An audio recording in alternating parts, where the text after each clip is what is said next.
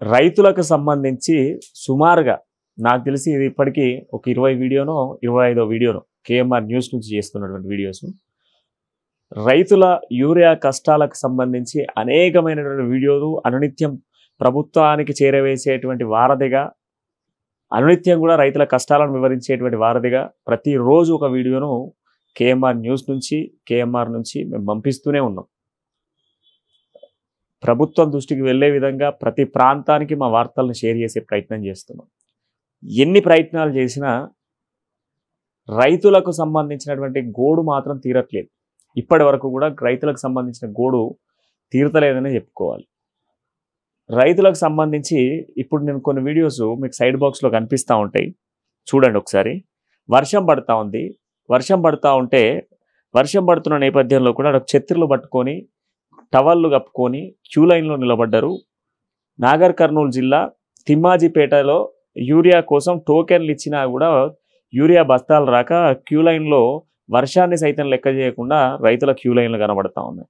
ఇంకోవైపు మనం చూస్తే రోడ్డు పైన ధర్నా చేస్తూ ఉన్నారు కదా. ఇదో సిద్దిపేట జిల్లా తిమ్మాపూర్లోని యూరియా కోసం బస్టాండ్ ముందు రోడ్డు పైన బైఠాయించిన రైతులు. యూరియా బస్తాలు ఇస్తలేరని చెప్పేసి రైతులు ధర్నా చేసుకుంటూ రోడ్డు పైన కూర్చున్నారు. ఇక ఇంకొక వైపు క్యూ లైన్లలో పెద్ద పొడుగు లైన్లు కనబడతా ఉన్నాయి. ఇది వరంగల్ జిల్లా సంగెం మండలంలోని రంగశాయిపేట గ్రామంలో చోటు చేసుకున్న ఇన్సిడెంట్. ఇట్లా అనేక వీడియోలు రోజు మీరు చూస్తూ ఉంటే మహిళలకు సంబంధించి క్యూ లైన్లు కడతా ఉన్నారు. రాత్రనక, పగలనక, ఎండనక, వాననక, నీడనక రైతులు యూరియా కోసం కష్టాలు పడుతూనే ఉన్నారు. అయినా రైతుల కష్టాలకు మాత్రం ఒక నాంది మాత్రం బలకతలేదు. ఇప్పటి వరకు రైతుల కష్టాలు నిలవేరతలేవు, రైతుల కష్టాలు పోతలేవు. అనునిత్యం ప్రయత్నాలు చేసినాం, అనునిత్యం వీడియోల పైన వీడియోలు చేస్తూ ఉన్నాం. అయినప్పటికీ కూడా ఏ ఒక్క రైతుకు సంబంధించినటువంటి విషయంలో కూడా ప్రభుత్వం ఏమాత్రం తీరు మారట్లేదు, ఊరు మారట్లేదు, విధి విధానం కూడా మారట్లేదు. అట్లాంటి సిచ్యువేషన్స్ కనబడతా ఉంది.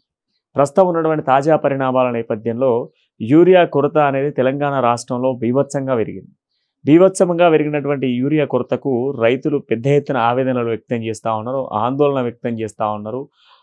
మందు డబ్బాలు పట్టుకొని కూడా యూరియాలు దొరుకుతలేవని చెప్పేసి ఎదురు చూస్తూ ఉన్న సిచ్యువేషన్స్ కనబడతా ఉన్నాయి. పండించే పంట చేతికి వచ్చేటువంటి సమయానికి వర్షాలు పడడం, ఆ పంటను కాపాడుకునేటువంటి దశలో రైతులు యూరియా కోసం పడిగాపులు గాయడం, ఈ యూరియా కష్టాలు మాత్రం నెరవేరట్లేదు. ఎన్ని వీడియోలు చేసినా ప్రభుత్వం తీరు మాత్రం మారతలేదు. ఎన్ని ప్రయత్నాలు చేసినా ప్రభుత్వం తీరు మారతలేదు, ఊరు మారతలేదు.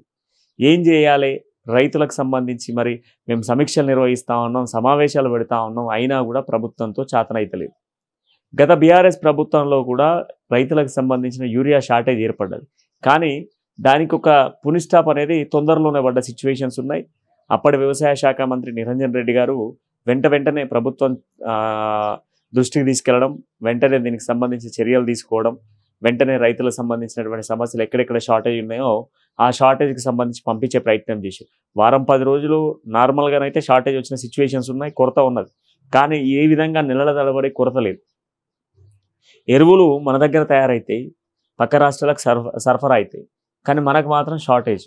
ఎందుకు? రైతుల పక్షపాతిగా కేంద్ర రాష్ట్ర ప్రభుత్వాలు ఎందుకు వ్యవహరిస్తున్నాయో అర్థం కానటువంటి రైతుల ఆవేదన గోడు అనునిత్యం కూడా చూపించే ప్రయత్నం చేస్తున్నాం. కానీ ఆ రైతులకు సంబంధించినటువంటి కష్టాలను మాత్రం తీర్చలేకపోతున్నాం అన్నటువంటి బాధ మాత్రం కనబడతా ఉంది.